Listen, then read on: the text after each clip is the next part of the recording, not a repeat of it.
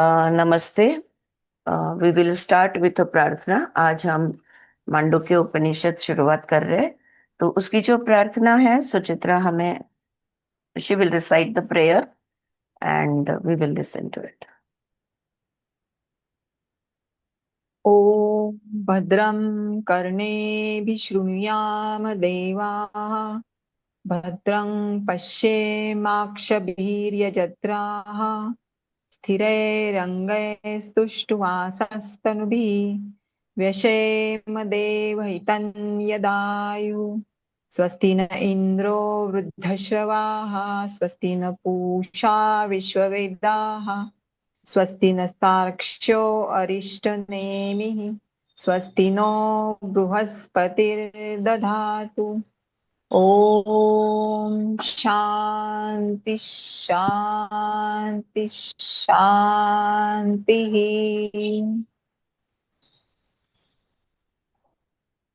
Hariom. Thank you Suchitra for that beautiful prayer. मुझे लगता है आप ही रोज ये रिसाइट करो और हम लोग क्लास इस प्रेयर से स्टार्ट करेंगे।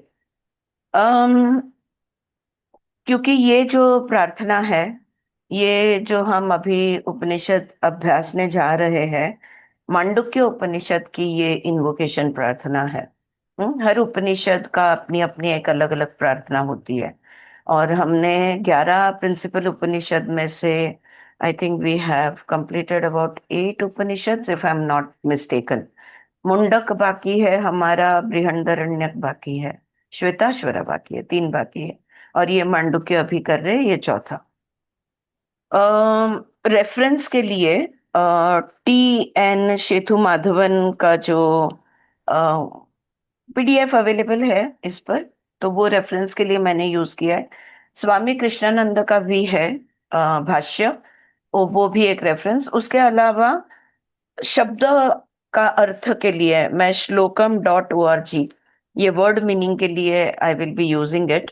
एंड स्वामी सर्वन प्रियानंद के लेक्चर्स जो होते हैं, उनके मांडुक्य उपनिषद के सारे लेक्चर्स मैंने सुने नहीं है, बट इन जनरल मैं उनको सुनते रहती हूँ।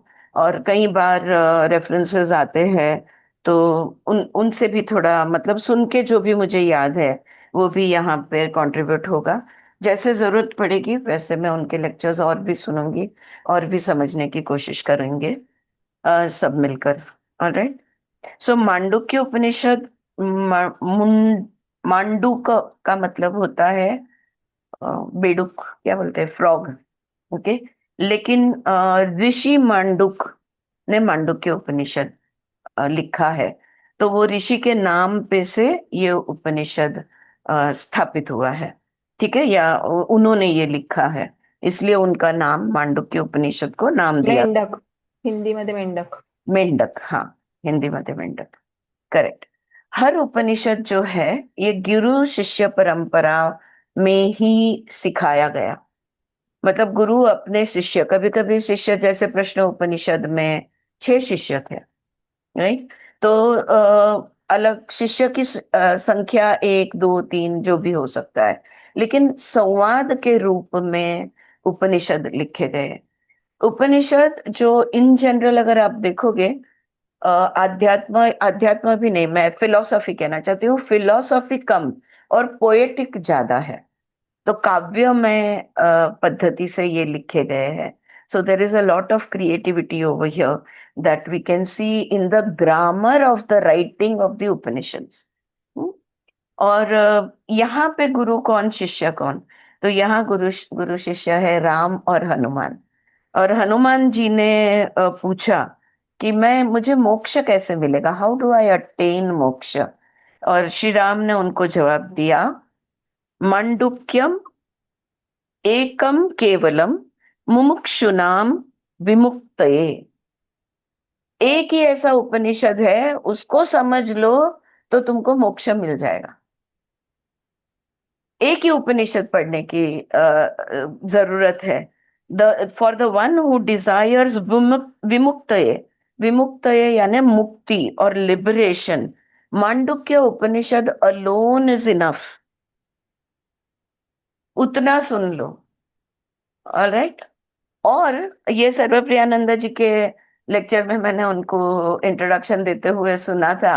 और अगर मांडुक्य उपनिषद अभ्यास करने के बाद आप, मैं, हम सबको अगर मुक्ति ना मिले तो हमें 108 उपनिषद का अभ्यास करना होगा।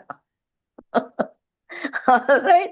So either you get liberated by listening to this Upanishad, by understanding this Upanishad, by studying this Upanishad, or you have to study all the 108 Upanishad. वो भी कम पड़े तो फिर ब्रह्म सूत्र का भी अभ्यास करना होगा, यानी एंडलेसली स्टडी हमारा चलता रहेगा। राइट। जो मांडुक्य उपनिषद में महावाक्य दिया गया है, वो महावाक्य है आयाम एत्मा, आयाम आत्मा ब्रह्म। ओके, दिस आत्मन इज ब्रह्म। आप जानते हो ना महावाक्य, 4 महावाक्य याद है आपको? Do you remember? इसको महावाक्य कहते हैं महाविवेक से। जी ममता बताइए। अस्मि, तत्वमसि, अयम आत्मा ब्रह्म, प्रज्ञानाम आत्मा। प्रज्ञानाम ब्रह्म, बिल्कुल परफेक्टली सेड। ऑलराइट, जिनको पता नहीं है इनके लिए मैं रिपीट करती हूँ, अगर आप कुछ नोट वहां पे करना चाहे तो जरूर कीजिएगा। The Upanishads contain 4 sentences and Adi Shankaracharya to establish the identity of Atma or Brahma, which as the scriptural truth, he took this 4 महावाक्यस। तो ये सारे उपनिषद में अनेक महावाक्य है, लेकिन आदि शंकराचार्य जी ने 4 महावाक्य लिए और वो हमें दिए कि आत्मा का सच या आत्मा का सत्य, इसको स्थापित करने के लिए ये 4 महावाक्य है। तो अभी जो हमने पढ़ा वो ही सबसे पहले ले लेते हैं। अयमात्म ब्रह्म, अयमात्म ब्रह्म यानी दिस आत्मन इज ब्रह्मन, यही आत्मन ब्रह्मण है। मांडुक्य उपनिषद में ये महावाक्य मिलता है और अथर्ववेद से लिया गया है। Okay, so you write there अयमात्मा ब्रह्मन, दिस आत्मन इज ब्रह्मन, मांडुक्य उपनिषद अथर्ववेद। तो कौन सा उपनिषद और कौन सा वेद, ये मैं आपको साथ में देती जाऊंगी। दूसरा है प्रज्ञानाम ब्रह्मण, प्रज्ञानाम ब्रह्मण, कॉन्शियसनेस इज ब्रह्मण। अभी अभी हमने कॉन्शियसनेस का इतना अभ्यास किया। कॉन्शियसनेस इज ब्रह्मण, प्रज्ञानाम ब्रह्मण। ऐतरेय उपनिषद ऋग्वेद, ऐतरेय उपनिषद ऋग्वेद। अहम ब्रह्मास्मि, अहम ब्रह्मास्मि, आई एम ब्रह्मण, ये है बृहदारण्यक उपनिषद फ्रॉम अजुर्वेद, यजुर्वेद। अहम ब्रह्मास्मि, बृहदारण्यक उपनिषद, यजुर्वेद। और चौथा है तत्त्वम असि, तत्त्वम असि, ये है that thou art, you are that. अहम ब्रह्मास्मि, आई एम ब्रह्मन, तत्त्वमसि, यू आर दैट। ठीक है, थाउ आर्ट दैट और यू आर दैट। ये है छांदोग्य उपनिषद और सामवेद। रिपीट फिर से। तत्त्वम असि, Chandogya Upanishad, Samaveda.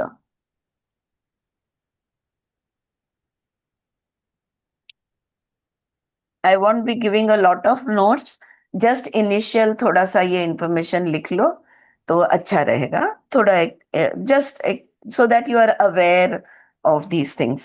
I'm going to give you one more information तो about the Upanishads. Upanishad 11 principal Upanishad पकड़े जाते हैं। कोई कोई अगर आप गूगल सर्च करोगे तो कोई कोई 10 कहेंगे, कोई कोई 13 भी कहेंगे, लेकिन 10 उपनिषद के साथ कैवल्य उपनिषद ये 11वां पकड़ के 11 उपनिषद ये हम प्रिंसिपल उपनिषद हम मानते हैं। अब इसमें से कौन से उपनिषद कौन से वेद से लिए गए हैं, ये इंफॉर्मेशन एक मेरे योगा टीचर्स, अगर आप लिख लेना चाहो तो जरूर लिखिए। देखियो, ऋग्वेद में से ऐतरेय उपनिषद, ऋग्वेद से ऐतरेय उपनिषद। सामवेद से छांदोग्य उपनिषद और केनो उपनिषद, केनो उपनिषद। सामवेद से छांदोग्य और केनो उपनिषद। यजुर्वेद से, यजुर्वेद से बृहदारण्यक उपनिषद, ईशावास्य उपनिषद, तैत्तिरीय उपनिषद,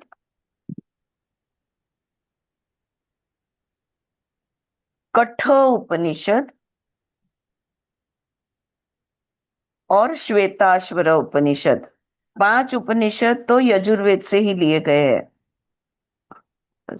हाँ, ठीक है।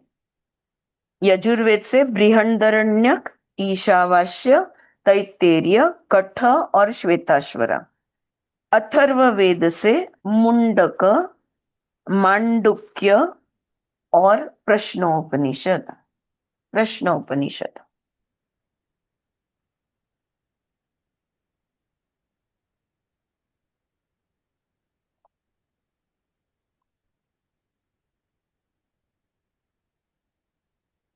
वैसे 108 उपनिषद इंपॉर्टेंट माने जाते हैं, लेकिन 200 से अधिक उपनिषद लिखे हुए हैं।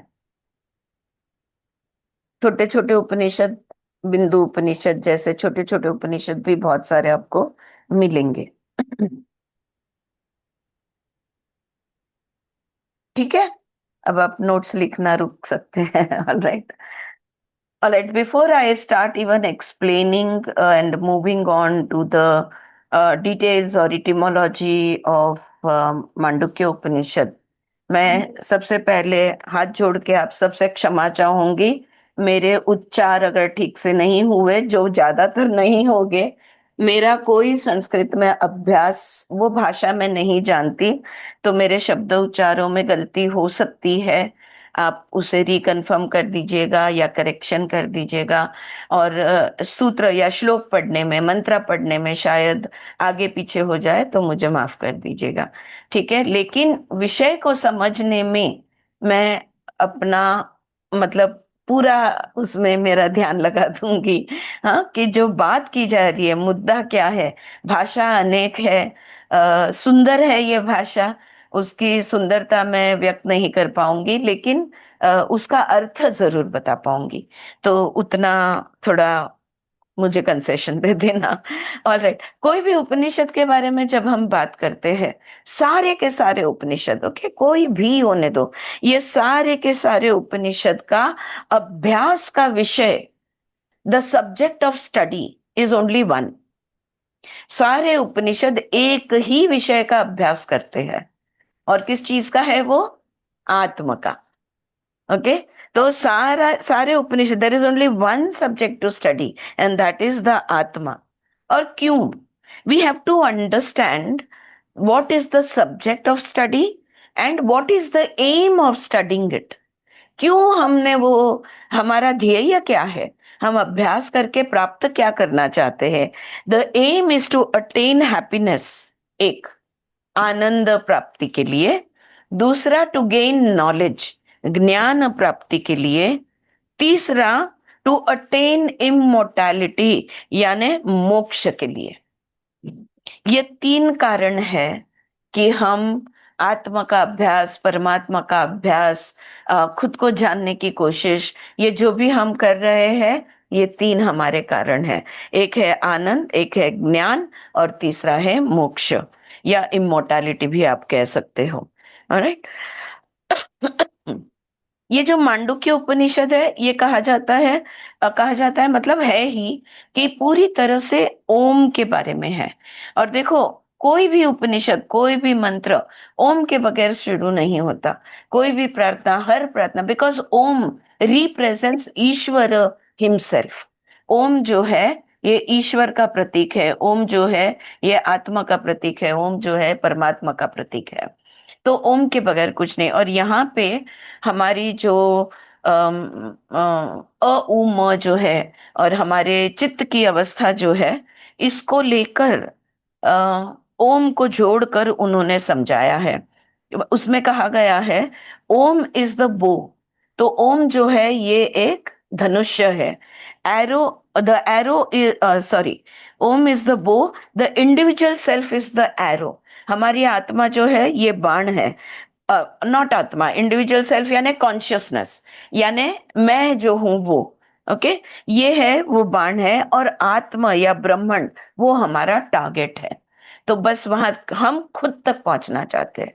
तो जिसको हम समझ रहे हैं, कम समझो, ज्यादा समझो, इतना समझो या उससे अधिक समझो या उससे कम समझो, जो भी तुम हो वो बाण है।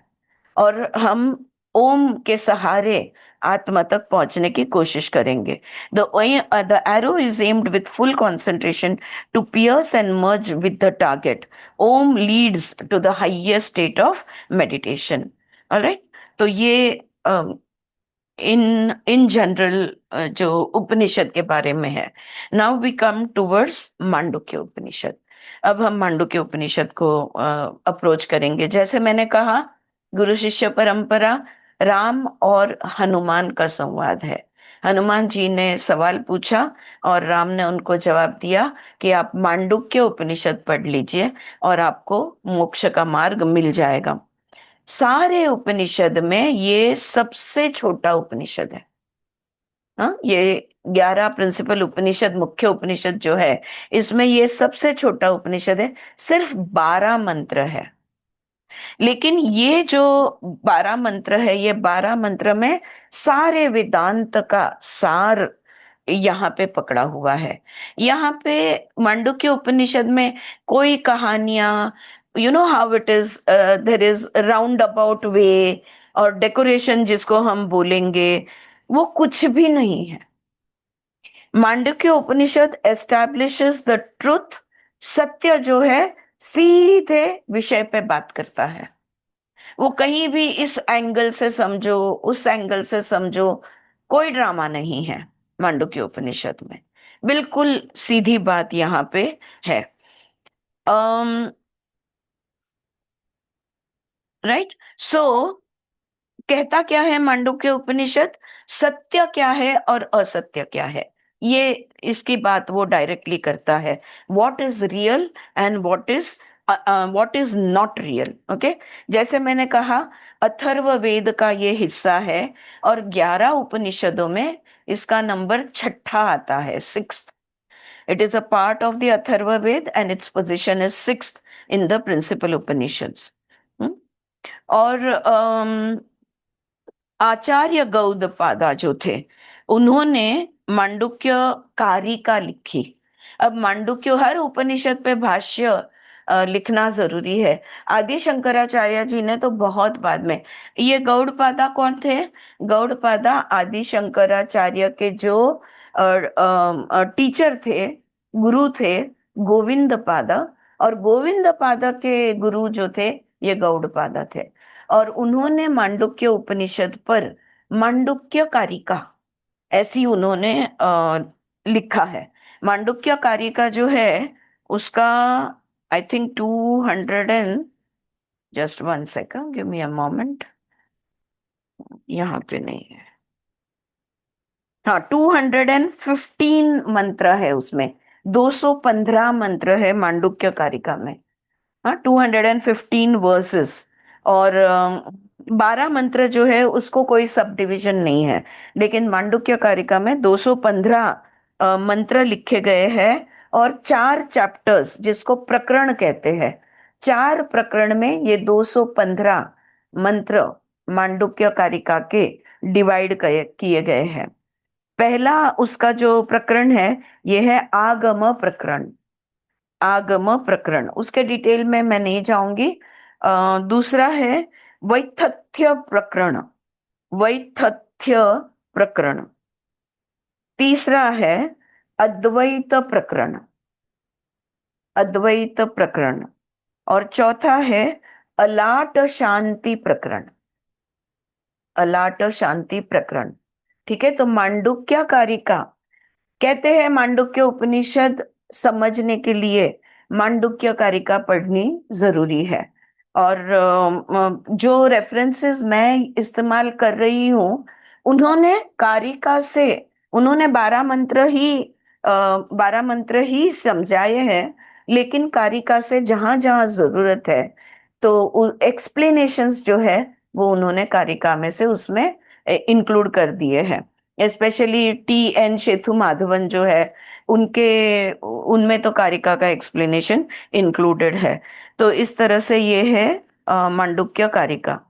अम, ये पहली सिस्टमैटिक एक्सपोजिशन ऑफ अद्वैत वेदांत मानी जाती है।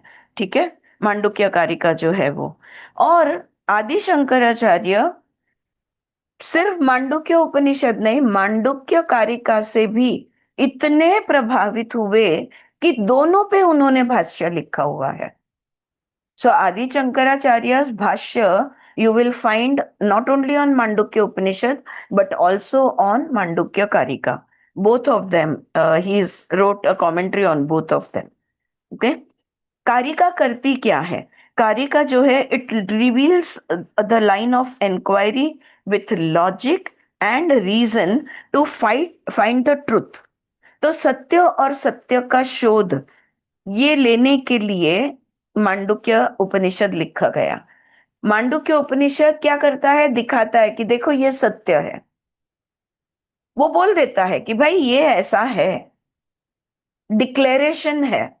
और मांडुक्य कारिका उस सत्य तक कैसे पहुंचा जाए, कैसे पहुंचना है, हमको लॉजिकली पहुंचना है, हमको रीजनिंग के साथ पहुंचना है।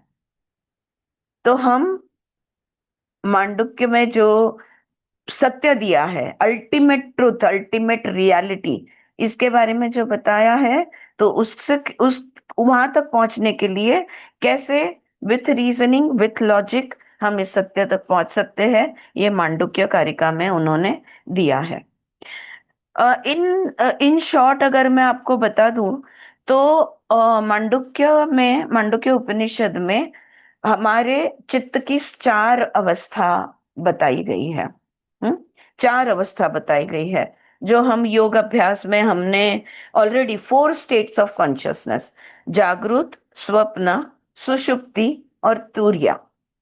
जागृत, स्वप्न, सुषुप्ति, तुर्या। ओके, अब आप समझ रहे होंगे कि मांडुक्य उपनिषद द अल्टीमेट रियलिटी, जो हमने शेत स्पीक्स पढ़ी, तो मैंने ये उसको लग करी, क्योंकि वहां पर भी हमने कंटिन्यूअसली कॉन्शियसनेस के बारे में बात किया, और कॉन्शियसनेस, स्टेट्स ऑफ कॉन्शियसनेस अलग अलग, उसके बारे में हमने बात किया। तो इस मांडुक्य उपनिषद में भी हमारी जो 4 अवस्थाएं हैं, जागृत, स्वप्न, सुषुप्ति और तुर्या, इसके बारे में बताया गया है।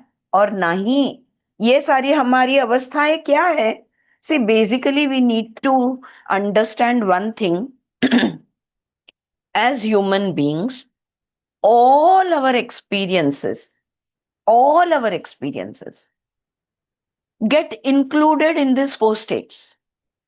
मनुष्य रूप में जितने भी हमारे अनुभव है, हर अनुभव जितने भी है, सारे अनुभव ये 4 अवस्था में ही हम लेते हैं। हम जागृत अवस्था में अनुभव लेते, स्वप्न का अनुभव, स्वप्न अवस्था के अनुभव होते, सुषुप्ति, डीप स्लीप के अनुभव होते हैं, और तुरीय अवस्था, सुपर कॉन्शियस के भी हमारे अनुभव होते हैं। तो ये अगर अवस्थाओं को हम समझ ले तो हम खुद के सारे अनुभवों को समझ सकते हैं। Isn't that true? पटतंय का? बरोबर बोलते का मी? राइट? सो इसके अलावा हम क्या है?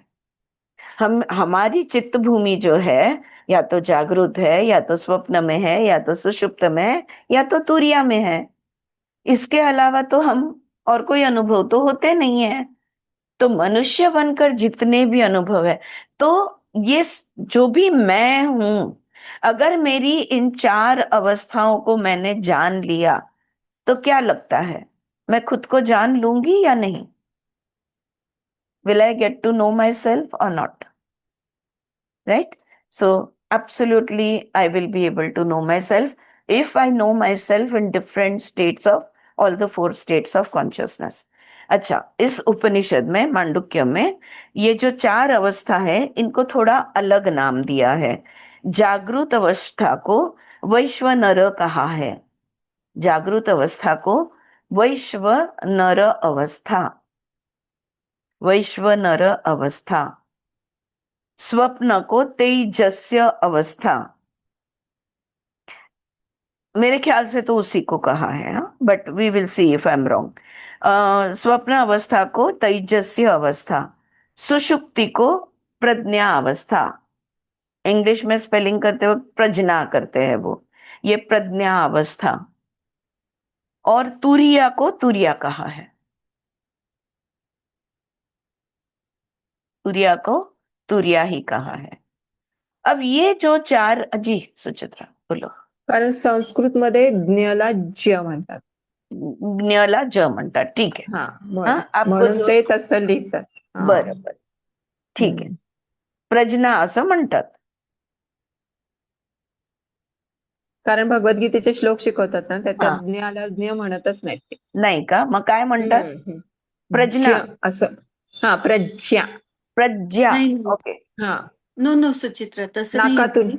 नाही. नाही ज्ञ आहे ना, त्याला हिंदी साईडच तिकडचे लोक आहेत ना, ते चा करतात आणि आपले मराठी ह्या साईडचे महाराष्ट्राचे लोक आहेत ना, ते ज्ञ म्हणतात.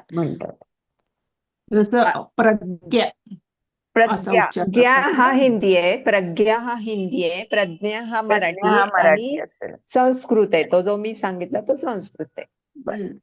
नाही आय डोंट थिंक नाही, तेच आम्हाला- ट्राय टू. हा, ठीक आहे. हा, आपण ओके. काही संस्कृत पंडितशी बोलून शोधून काढू. So Sorry that, to- no worries. So it gives us more clarity talking about it, and we understand. But like I said, that's the word, and the meaning is more important than the word, right? So ये जो 4 अवस्थाएं हैं, अब मैंने पहले आपको कहा कि ओम से इनको जोड़ा गया है, तो ओम में तो 4 अवस्था नहीं है, ओम में तो 3 ही है, अ उ म, राइट। और हमारी चित्त की अवस्था 4 बताई है। तो तुरिया जो है वो अ उ म के परा है, AUM, Om.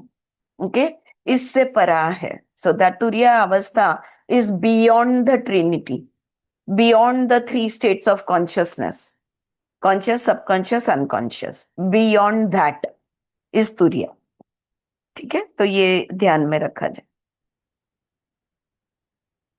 All right, I think that's enough for the introduction.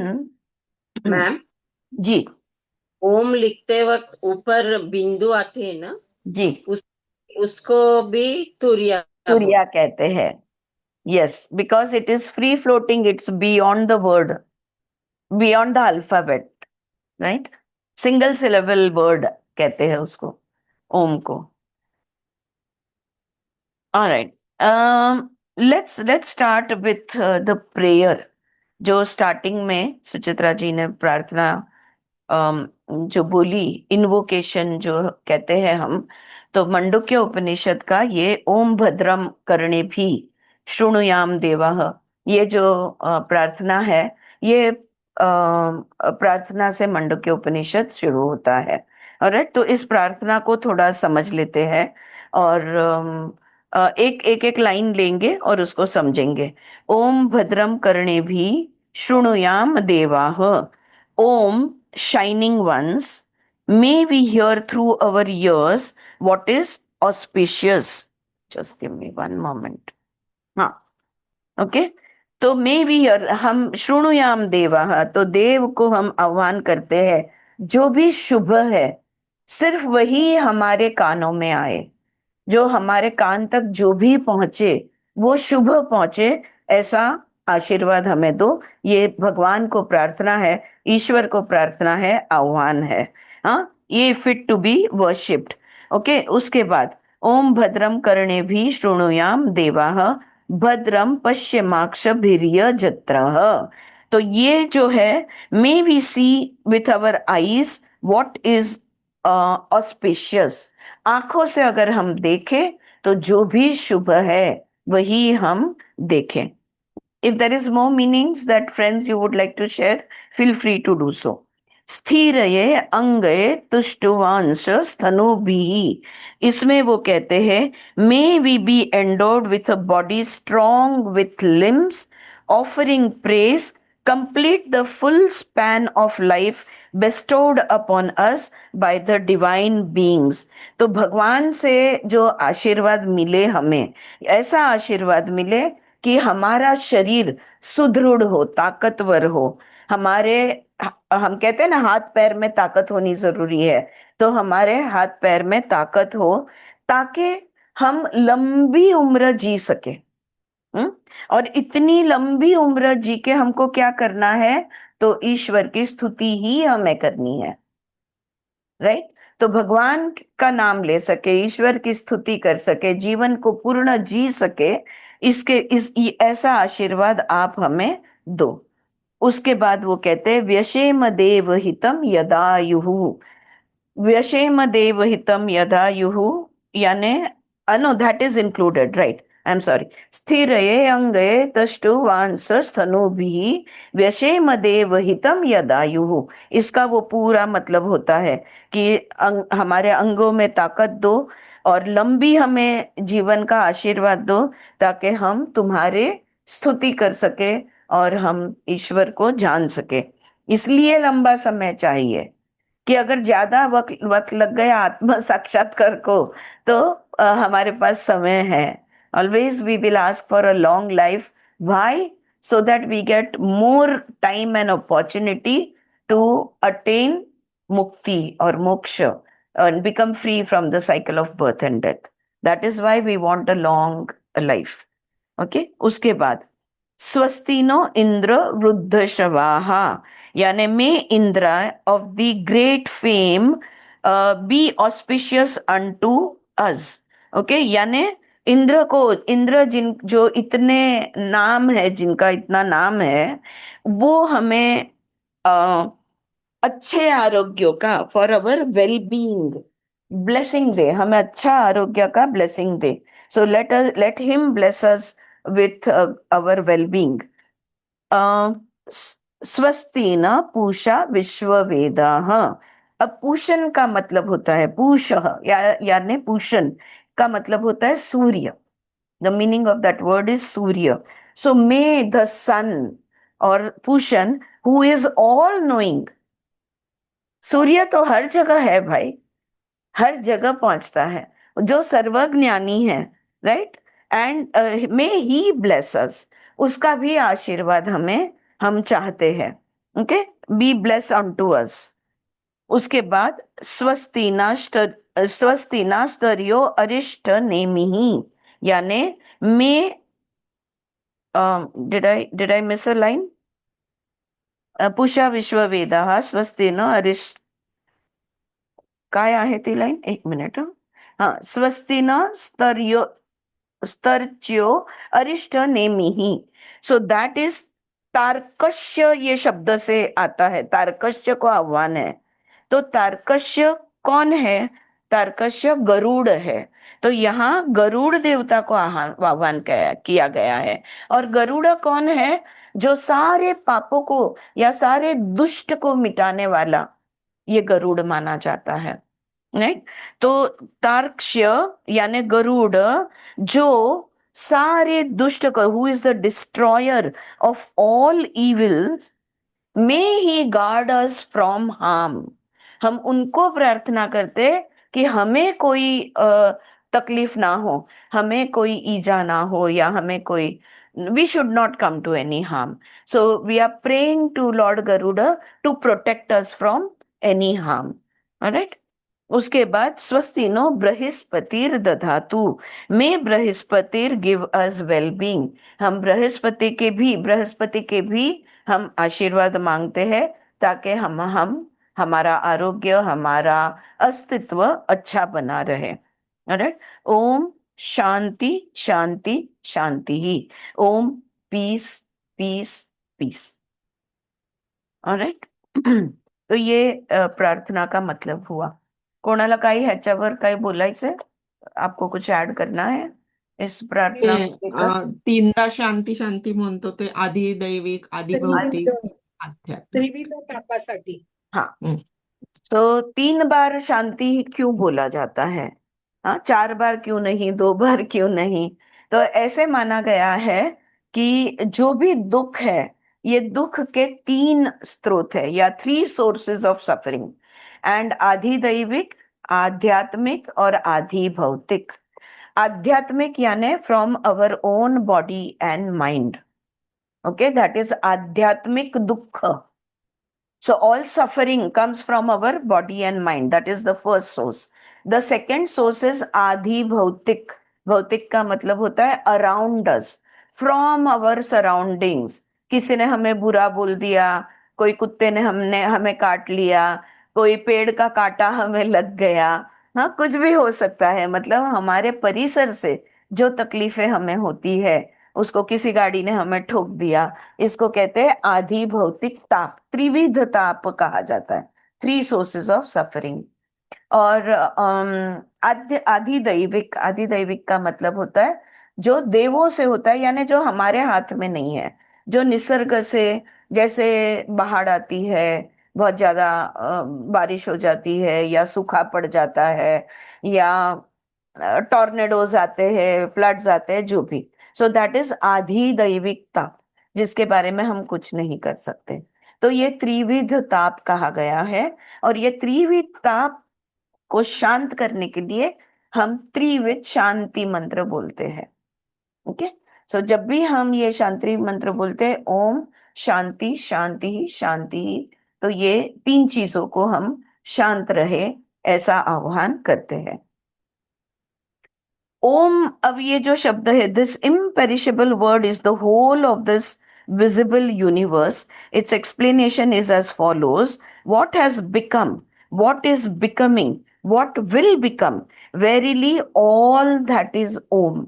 ओम में सारा ब्रह्मांड समाया हुआ है. ओके, और ओम जो है, जो भी हो चुका है, जो भी होने वाला है, या जो भी हो रहा है, सब कुछ मिलाकर ओम है. So Om encompasses everything in the universe, just as the 3 states of consciousness encompasses our experience or our life. जागृत, स्वप्न, सुषुप्ति, तीनों को मिलाकर हम बनते हैं. सारा ब्रह्मांड जो हो चुका है, जो हो रहा है, जो होने वाला है, सब ओम में समाया हुआ है. तो ये वो मतलब यहाँ पे होता है. What is beyond this 3 states of the world of time, that too verily is Om. तो क्या ये जो त्रिपुरा है, या ये जो त्रिअवस्था है, या जो हमारे ये भी है, काल, स्थल और कार्य कारण भाव, right, time, space and causation, जो हमारे पृथ्वी का या भूलोक का की स्थिति है या नियम है, तो ये तो अउमम है. हम यहीं पे हमारी जागृत, स्वप्न, सुषुप्ति, यहीं पे हमारा अस्तित्व है. This is where we live, this is where we are experiencing everything in these 3 states. So that can be related to u and ma. But beyond is the om is in the u and ma. It is also beyond u and ma. So om जो है, ये तीनों में जागृत, स्वप्न, सुषुप्ति, ये तीनों चीजों में ओम समाया है. पूरे ब्रह्मांड में ओम समाया है. लेकिन उसके परा क्या है, उधर भी ओम ही है. और इसलिए ओम जो है, ये ईश्वर का प्रतीक बनता है. ऑल दैट इज का सिंबल ओम बनता है. अभी अभी हमने शेड स्पीक में सिंबल्स के बारे में बात की थी, right. So these Om represents all the symbols from the unconscious state, from the subconscious state, dream state, and from the awakened state. हमको शेत ने समझाया, जो अनकॉन्शियस स्टेट में जो भी हमें सुषुप्ति में जो भी ज्ञान प्राप्त होता है, वो हम समझ नहीं सकेंगे. इसलिए उसके चिन्ह बदल के, सिंबोलिज्म बदल के, वो कहाँ पे आता है, स्वप्न रूप में आता है, स्वप्न अवस्था में आता है. और स्वप्न अवस्था को भी हम चिन्ह ही है, वो भी सिंबल्स है. वो सिंबल्स को हमको जागृत में डिकोड करना है, या जागृत में उसको हमारी रियलिटी से रिलेट करके उसको हमें समझना है. So the symbolism or the symbols of the unconscious, sushupti of deep sleep, the symbols of the dream state, swapna avastha, and the symbolism of the jagrut state, which is awakened state, jagrut avastha, ये सारे symbols ओम में समाये हैं. जब हम ओम बोलते हैं, जप करते हैं, उच्चारण करते हैं, तब हम ये तीनों अवस्था को उसमें इंक्लूड कर देते हैं. लेकिन ये तीनों अवस्था सिर्फ ओम में है तो नहीं. तस्य वाचकः प्रणवः, ओमकार जो है ये प्रणव का, उसी का नाम प्रणव है.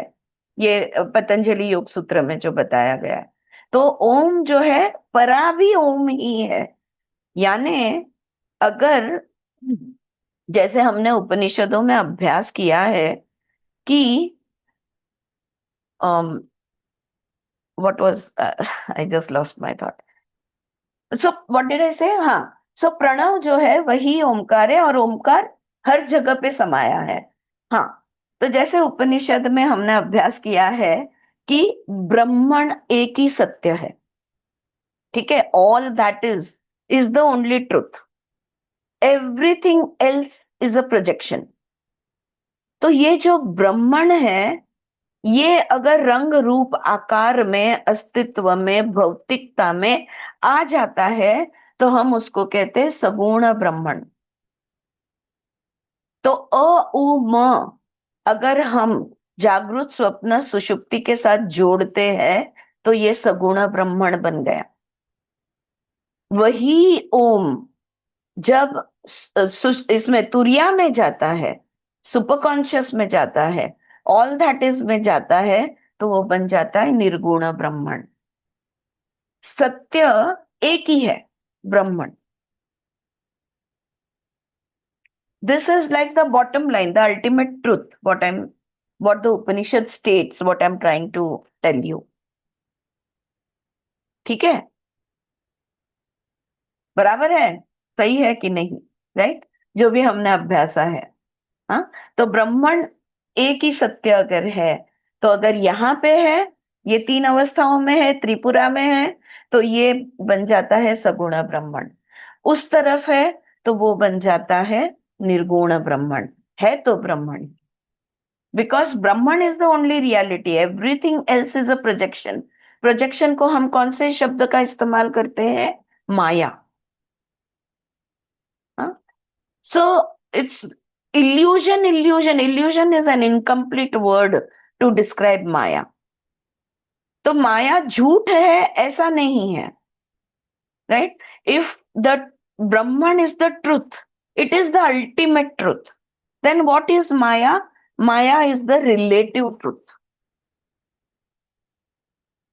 द्वैत में है वो. सारे उपनिषद अद्वैत वेदांत सिखाते हैं. वेदांत ही है उपनिषद, यानी वेदांत. और वो बात जो करते हैं वो अद्वैत, एक ही. There is only one, Ekam, that's it. Alright, सो ये थोड़ा सा रिवीजन मैंने अभी आपका ले लिया. सगुण ब्रह्मण, निर्गुण ब्रह्मण, माया और सत्य. कुछ भी इसमें से गलत नहीं है, कुछ भी इसमें से झूठ नहीं है. One is the ultimate truth and the other is the relative truth. That's the only difference. All right. अगर आपको इस बात को लेकर और कुछ बोलना है तो बोलिए, वरना मैं यहाँ पे रुकूंगी. For today, this is enough. Introduction, we will start with the, no, we will continue, but I will be stopping this class. काय ऍड करायचंय? जान्हवी, तू म्हणत होती काय ऍड करायचं? नाही, हे तुम्ही जे सांगितलं तेच सगळं आहे याच्यात. हा, फक्त आपण ज्या 4 अवस्था म्हणतो तसं यांनी चैतन्याच्या 3च अवस्था ओंकार असे हे केलेत हो. आणि पुढे जाऊन सांगितले 4थी अवस्था चौथी अवस्था अशी अवस्था आहे की त्याच्याबद्दल काय बोलणार. बोलणार आहे ते खरं. नेती नेती बद्दल खूप बोलता येतं, इति बद्दल काय बोलणार. बरोबर आहे. ये तीनों है नेती नेती, that is what is going to happen. Yes Suchitra, tell me. जसं पतंजलींनी चतुर्थ म्हणून सोडून दिलेलं आहे. चतुर्थ म्हणून सोडून दिलंय. Perfectly said, hmm. Perfectly said. Patanjali तो नाम भी देने का तकलीफ नहीं लेते हैं. वो 3 का डिस्क्राइब करते हैं और चौथे को चौथा ऐसा ही बोल देते हैं. दैट्स इट, चतुर्थ. तुम्ही बिलकुल. जी वाक्य सांगितली ना पहिली, माझ्याकडे नेमके तेव्हा गेस्ट आले होते त्याच्यामुळे मला पहिलं हम्म. अहम ब्रह्मास्मी काय काय सांगितले ते. तत्वमसि, हं. अयमात्म ब्रह्म, हं. प्रज्ञानाम ब्रह्म. बरोबर आहे. थँक्यू. ओके, ठीक है. और कुछ बोलना है अभी इंट्रोडक्शन को लेके, किसी को कुछ ऐड करना है? ऑलराइट. अरे, हाँ बोल. आपण विद्यानंद स्वामींचं पुस्तक घेतलं होतं माहितीये ना. हो हो हो. तर त्याच्यात थोडा त्यांनी पहिल्या प्रार्थनेचा अर्थ दिलेला आहे हम्म. की मांडुक्य ऋषींनी केलेली ही प्रार्थना कशासाठी आहे, तर भौतिक जीवनात कान व डोळे यांचा सहज आणि नेहमीच उपयोग होतो. हे सहज कृत्य ईश्वर प्राप्तीसाठी वळवले गेले तर निश्चितच लाभदायक आहे, पण तसे हे सहजासहजी होत नाही. म्हणून ईश्वरालाच आवाहन केले गेले आहे की जीवनाचा आराखडा ईश्वराने कसा तयार करावा व त्या जोगे जीवाचे कल्याण होईल असे शब्दच कानावर पडावे आणि अशीच दृश्ये दिसावीत. शरीर सुदृढ होण्याची किमया ब्रह्मचर्य आश्रमातच घडून यावी व सुदृढ शरीराने जीवनाचा उपभोग अशा पद्धतीने घेतला जावा की ज्यामुळे समग्र जीवन कल्याणमय होईल. सुंदर. या पहिल्या याचं त्यांनी दिलेलं आहे. प्रार्थनेचा अर्थ दिलाय. छान. ते पुस्तक ठेव हा रेफरन्सला. आणि तेच थोडं मी- थोडं ते समजवतात तेही आपण त्याला जोडून घेऊया. हम्म. ठीक है. हो. Alright, then we will stop over here और नेक्स्ट क्लास में हम मंत्रों से शुरुआत करेंगे. हाँ, जो 12 मंत्र है उसका पहला मंत्र हम देंगे. ऑलराइट, हरि ओम.